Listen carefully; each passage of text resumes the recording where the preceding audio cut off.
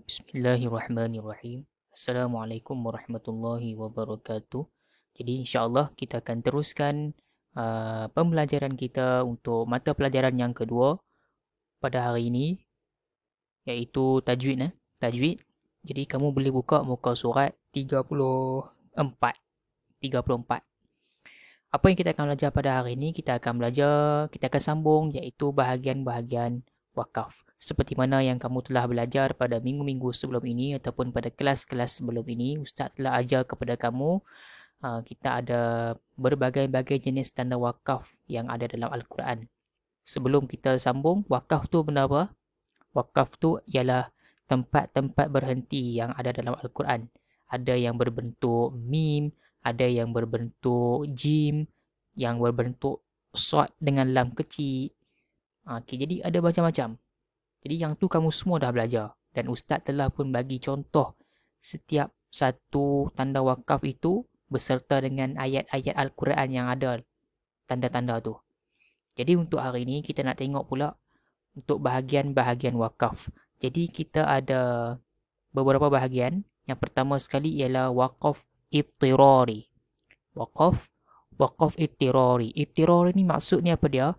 Maksudnya ialah berlaku kerana darurat. Berlaku kerana darurat atau terpaksa memberhentikan bacaan kerana terbatuk atau terlupa. Jadi ittirari ni merupakan satu kita panggil berlaku sebab kita terpaksa berhenti. Terpaksa, bukannya kita saja-saja, tapi terpaksa. Contoh, dia beritahu dekat sini, disebabkan terbatuk atau terlupa. Ataupun bersin. Jadi terbatuk ataupun bersin ni satu benda yang kita tak boleh nak kawal. Siapa pun memang takkan boleh kawal. Kalau dia datang, dia akan datang pada bila-bila masa saja.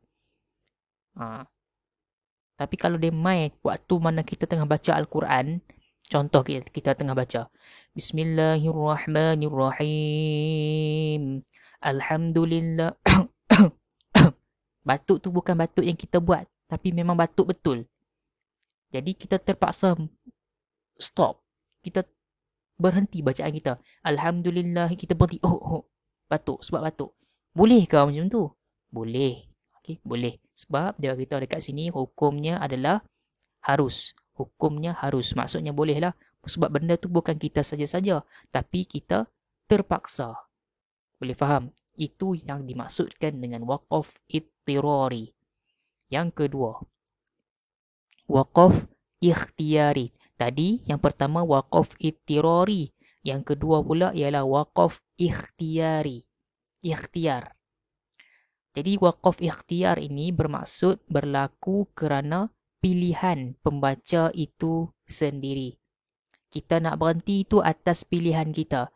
Kita mungkin nampak sesuai berhenti dekat situ ataupun memang di situ tempat berhenti yang paling baik, maka itu semua atas kepada kita. Ikhtiari, atas pilihan kita. Okey, jadi bolehkah buat macam tu? Boleh. Hukumnya adalah harus. Tak ada masalah. Itu waqaf ikhtiyari. Okey, dah dua dah. Yang pertama waqaf ittirari, yang pertama waqaf ittidari.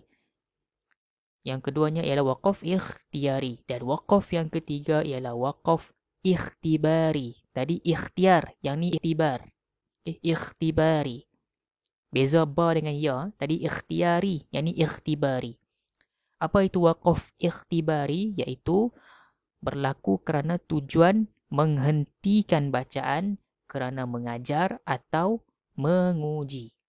Waqaf ikhtiyari ni contoh dia macam Ustaz pernah buat dekat kamu dalam kelas. Contohnya bila mana kita baca surah Al-Isra' ataupun surah Al-Kahfi dalam tilawah Al-Quran kan. Jadi Ustaz akan baca satu persatu dan kamu ikut. Contoh Ustaz kata. Okay, Bismillahirrahmanirrahim. Kamu pun ikut. Bismillahirrahmanirrahim. Lepas tu kamu baca. Ustaz pun baca. Subhanalladzi. Kamu pun ikut. Subhanalladzi asra bi'abdihi. Asra bi'abdihi. Kamu ikut satu persatu. Itu yang kita panggil sebagai waqaf ikhtibari. Untuk tujuan Kita berhenti tu untuk mengajar ataupun kita untuk menguji. Boleh faham ha? Itu waqaf ikhtibari. Jadi dah faham ha? 3, yang pertama ittirari, kedua ikhtiyari, yang ketiga ikhtibari. Tolong ingat dan tolong hafal perkataan 3 ni. Terus muka surat sebelah 35. Jenis-jenis waqaf. Yang ni kamu dah belajar dah. Jadi kita nak ulang balik je. Jenis-jenis waqaf. Jadi seorang pembaca Al-Quran harus waqaf dengan pilihan sendiri. Waqaf ikhtiyari pada tempat tertentu.